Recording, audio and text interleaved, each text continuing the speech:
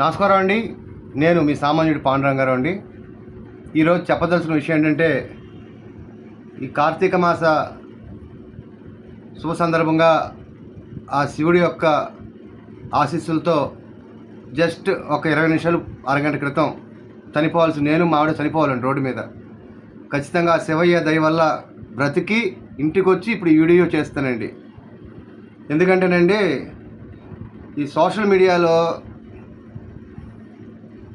Road మీద పాలు పోస్తే పాలు ఎత్తుకునేలా ఉన్నాయి, ఇవి వైరల్ చేసుకుంటూ వీటి గురించి చేస్తారు. కానీ గవర్నమెంట్ మొద్దు నిద్రపోతుందండి. ఎంత దారుణం అంటే, నిన్న విశాఖపట్నం లోకేష్ గారు వచ్చారంట. కాశీబొగ్గ గుళ్ళో ఇది జరిగి తొక్కిసలాట జరిగి 9 నుంచి 10 మంది చనిపోయారంట. హుటాహుటిన వచ్చారు.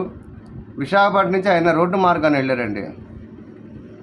ఇసుక తోట దగ్గర నుంచి వెంకోజీపాలెం మన ఆర్లవ జంక్షన్ దగ్గర నుంచి రోడ్డు పరిస్థితి చూడండి. ఎంత అన్యాయం అంటే అంత అన్యాయం.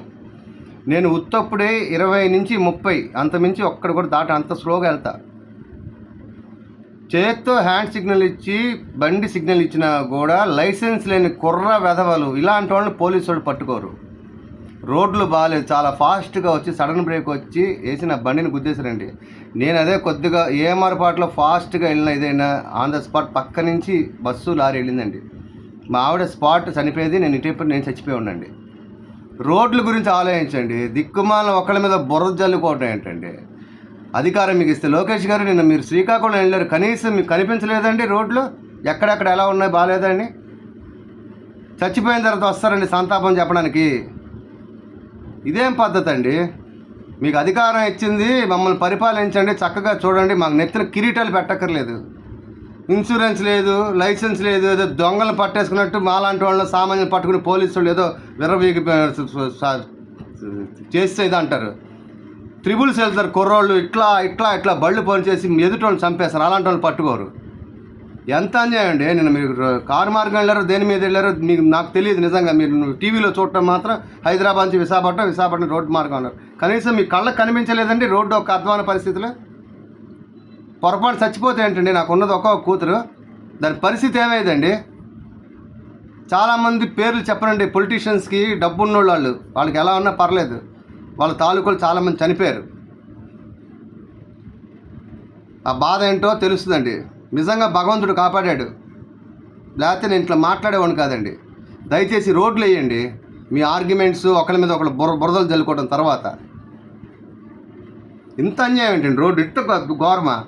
మా మానాన్ని మేము వెళ్తున్నా ఎదుటోడికి గుద్దేయడం ఏంటి? అసలు బండి వెళ్తుంటేనే స్కిడ్ అయిపోతాయి రోడ్లు, గొయ్యలు, ఇంతంత కంకర్రాళ్ళు, గులకర్రాళ్ళు చిన్నవి. కనీసం పడుకున్నారండి విశాఖపట్నంలో యంత్రాంగం, గవర్నమెంట్ యంత్రాంగం, రోడ్లు వేసే వాళ్ళు యంత్రాంగం. ఆ మాత్రం కళ్ళు లేవండి ఒక్కొక్కడికి?